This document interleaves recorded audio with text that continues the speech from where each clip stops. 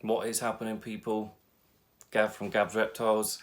Today is another good day in my little room of reptiles, shall we call it. Alright, so basically what I'm doing today is showing you what you need to get started with leopard geckos. I have actually just bought 3. I bought a trio, 2 females, 1 male. Going to be breeding them. But what I want to do is just quickly run through how I'm going to set up my tub in my racking system. So you might have seen this in other videos I've done, I'm not sure, but this is a racking system. Okay, in amongst here you've got a heat mat in the back there, and in this middle drawer what you've got is you've got like a little sensor that comes with your heat mats and your thermostat. The thermostat is this thing here. Okay, that allows you to control the temperature. Now with the sensor, you want to make sure the sensor is in direct contact with the heat mat. Okay, that is important because that way you get the right temperature. Now, the next bit you can see now is pretty much the bare essentials that you need to actually get this set up. Okay, so I'm going to be using paper towel for my substrate. Okay, you need food for your reptiles. I've got mealworms, crickets. Okay, something that I've forgotten to put in there actually is something that is probably one of the most important things that you can put in there is these. Okay,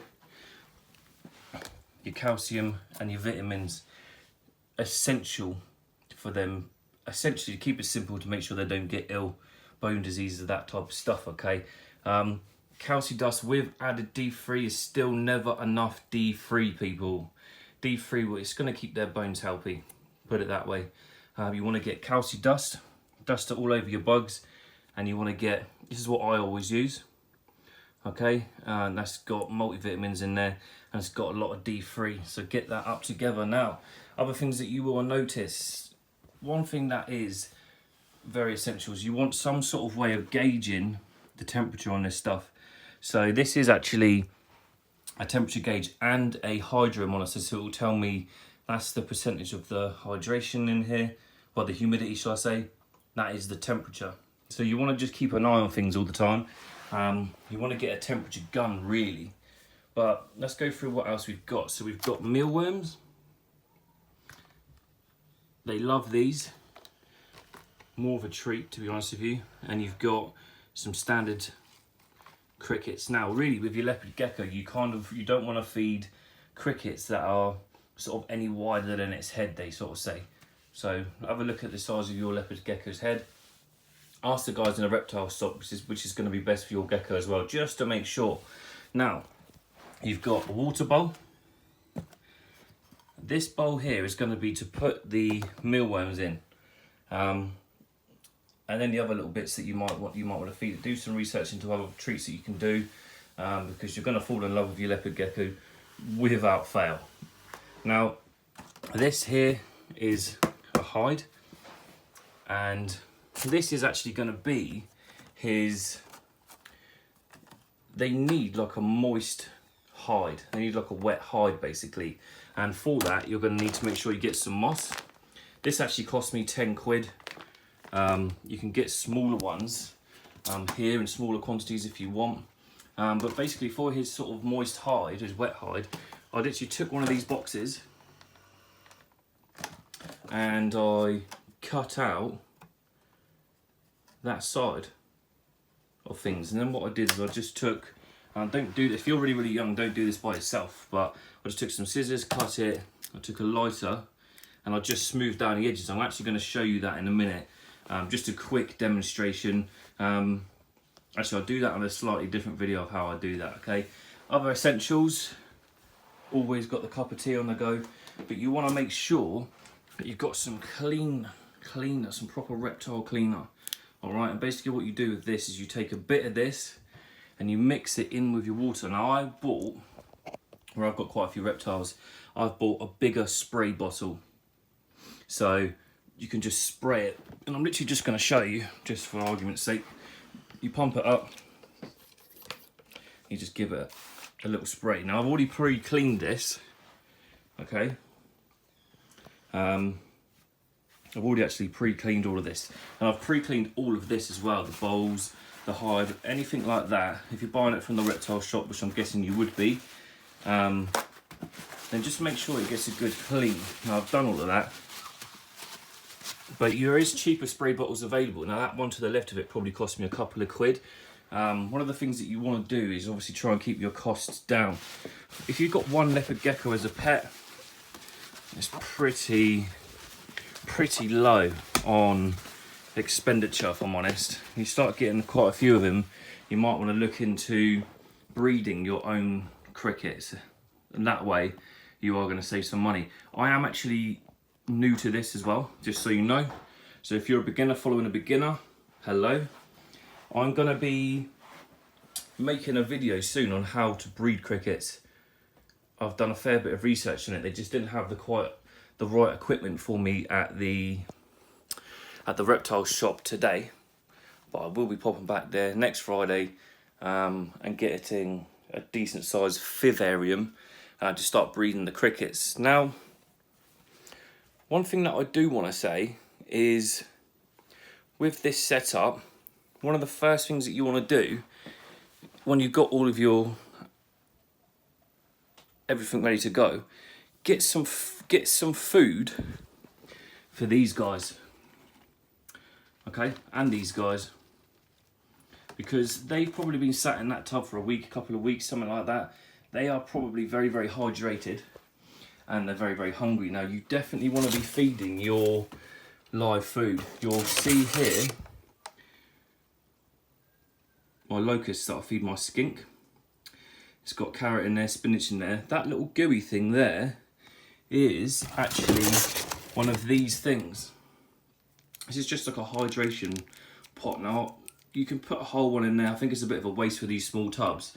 I go in there, just get my finger around it and just take a little bit of it off, and then just smash it in the pot for those guys. That way they've got a bit of a drink. But you want to be feeding your locust, crickets, a little bit of apple, a little bit of carrot. Just make sure they've got that sort of hydration jelly in there as well, although they'll get a lot of their water from the carrot and the apple. But basically, there's a famous saying, you are what you eat, right? Which is funny because I don't remember eating a legend, but it happened, right? So get the food straight into those pots. All right, I'm going to do that in a minute, because how healthy these guys are, that's going to be what's going to go into your leopard geckos. All right, so very, very quick explanation of how I'm going to do this. I'm using paper towels as my substrate. Slam it in like that, lovely jubbly. This is how quick and easy it is with paper towels. If you've got a pet, if you're using them as a pet, you're probably going to want to invest in something a little bit more comfy. Now, I'll do a video on that as well, but this is just a nice, quick, easy setup. Now, you'll see with my skink, he's got like cocoa husk, he's got some substrate, this stuff, humus brick, and I've mixed it all together in there for him. Obviously, he's got different requirements, so I'll do some other videos on substrate for your leopard gecko, but this is a very clean and effective way to do it. Now, you want to take one hide for the warm end. That's the warm end, all right?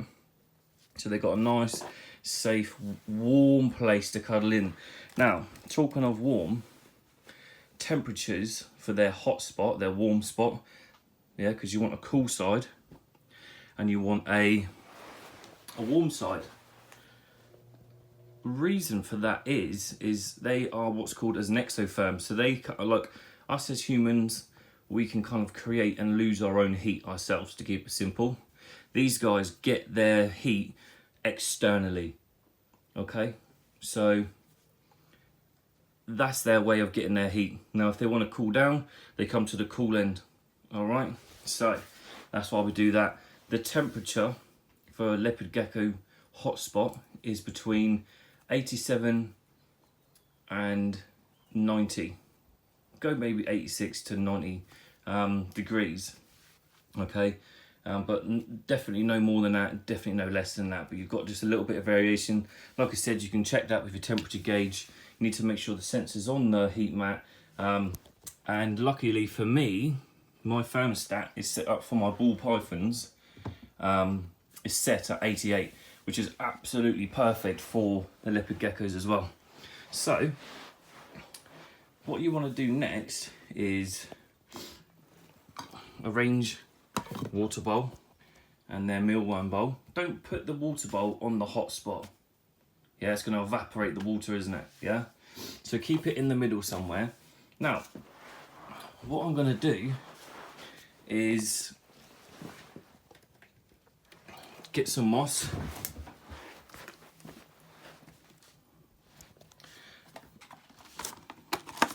Now with the moss, you don't want this to be soaking, you don't want it to be dry. Now this is very, very slightly damp, but you can see that it's got some sort of dry spots on it as well. So I'll just give it a little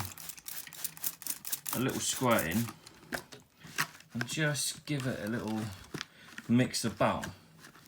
Yeah, this is important for these guys. This will help them shed. One thing with leopard geckos is when they shed, they need like a little place like this to keep moist, hydrated, because this is kind of where they'll get their bit of humidity from. If they start to shed, sometimes the shed can get caught around their toes. Okay, the danger is genuinely their toes can fall off. If you're not vigilant enough and they're walking around with this shed, sometimes it can get too tight, their toes can fall off, guys, and that's not fair. You can help this situation by being vigilant and also having a little humid hide like this. It's all about the quality of the animal as well, don't forget. That is nice. So basically the correct moistness is you want to hold it, lift it out. If you squeeze it, it doesn't drip, but it doesn't feel dry either. Yeah. Now I'm just going to slam this in this pot here. I have to do everything one-handed because I'm not like, I don't have all this camera equipment that other people do. I'm not professional at this camera stuff yet. You've probably noticed, so I do apologise about the quality of the filming, but I'm sure you'll get over it. So this, slam it in there, just make it nice. What they'll do is what they'll do is they'll burrow into this and they'll just have a little sleep sometimes, a little rest. Yeah.